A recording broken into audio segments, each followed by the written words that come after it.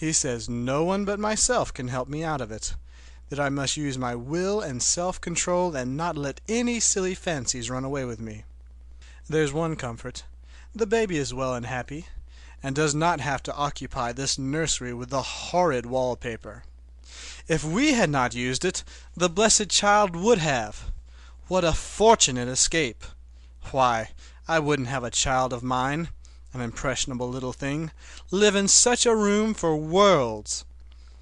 I never thought of it before, but it is lucky that John kept me here after all. I can stand it so much easier than a baby, you see. Of course, I never mention it to them any more. I am too wise, but I keep watch of it all the same. There are things in that paper that nobody knows but me, or ever will. Behind that outside pattern, the dim shapes get clearer every day.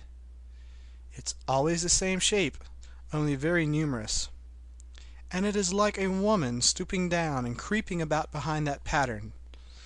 I don't like it a bit. I wonder, I begin to think. I wish John would take me away from here. It is so hard to talk with John about my case, because he is so wise, and because he loves me so.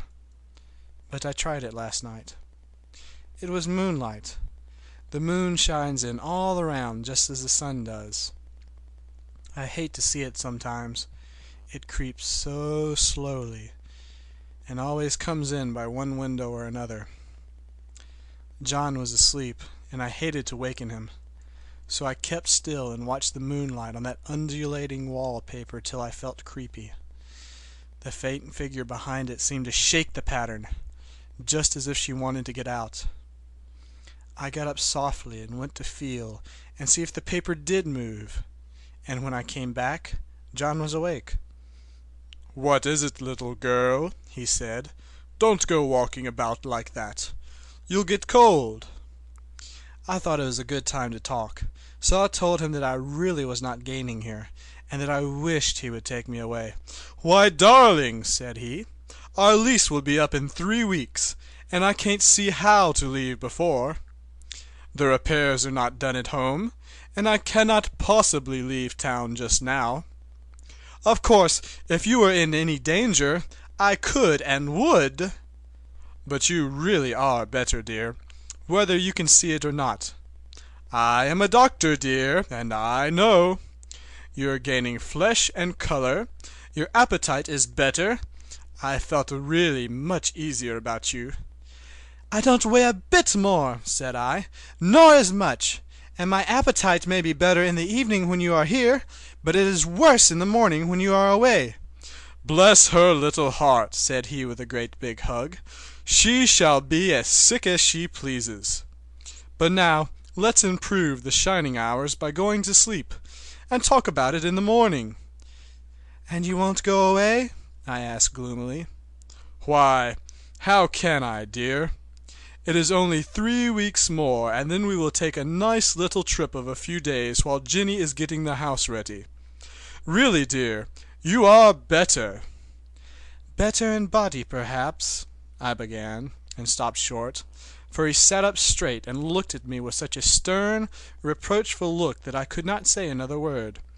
"My darling," said he, "I beg of you, for my sake and for our child's sake, as well as for your own, that you will never for one instant let that idea enter your mind.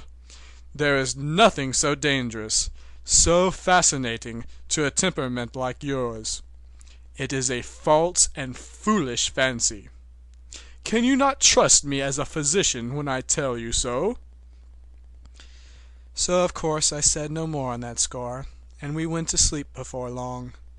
He thought I was asleep first, but I wasn't, and lay there for hours trying to decide whether that front pattern and that back pattern really did move together or separately.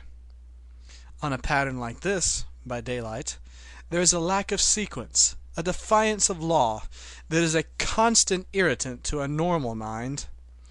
The color is hideous enough, and unreliable enough, and infuriating enough, but the pattern is torturing. You think you have mastered it, But just as soon as you get well underway in following, it turns a back somersault and there you are. It slaps you in the face, knocks you down, and tramples upon you. It is like a bad dream. The outside pattern is a florid arabesque, reminding one of a fungus. If you can imagine a toadstool in joints, an interminable string of toadstools, budding and sprouting in endless convolutions, why, that is something like it. That is, sometimes. There is one marked peculiarity about this paper, a thing nobody seems to notice but myself, and that is that it changes as the light changes. When the sun shoots in through the east window, I always watch for that first long, straight ray. It changes so quickly that I never can quite believe it. That is why I watch it always. By moonlight, the moon shines in all night when there is a moon, I wouldn't know it was the same paper. At night, in any kind of light, in twilight, candlelight, lamplight, and worst of all by moonlight, it becomes bars. The outside pattern, I mean, and the woman behind it is as plain as can be. I didn't realize for a long time what the thing was that showed behind, that dim sub-pattern, but now I am quite sure it is a woman. By daylight she is subdued, quiet. I fancy it is the pattern that keeps her so still. It is so puzzling. It keeps me quiet by the hour. I lie down ever so much now. John says it is good for me, and to sleep all I can. Indeed, he started the habit by making me lie down for an hour after each meal. It is a very bad habit, I am convinced, for you see I don't sleep. And that cultivates deceit, for I don't tell them I'm awake. Oh, no. The fact is, I'm getting a little afraid of John. He seems very queer sometimes, and even Jenny has an inexplicable look. It strikes me occasionally, just as a scientific hypothesis, that perhaps it is the paper. I have watched John when he did not know I was looking, and come into the room suddenly on the most innocent excuses, and I've caught him several times looking at the paper. And Jenny too. I caught Jenny with her hand on it once. She didn't know I was in the room, and when I asked her in a very quiet voice, with the most restrained manner possible, what she was doing with the paper, she turned around as if she had been caught stealing, and looked quite angry, asked me why I should frighten her so.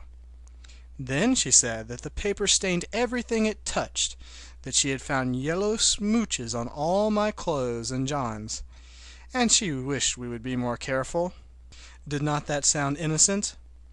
But I know she was studying that pattern, and I am determined that nobody shall find it out but myself. Life is so very much more exciting now than it used to be. You see, I have something more to expect, to look forward to watch. I really do eat better, and am more quiet than I was. John is so pleased to see me improve. He laughed a little the other day, and said I seemed to be flourishing in spite of my wallpaper. I turned it off with a laugh.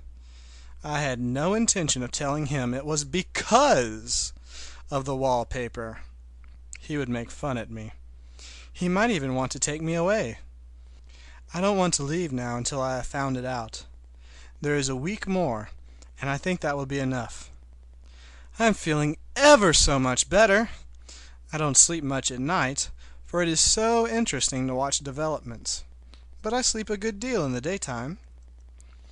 In the daytime it is tiresome and perplexing.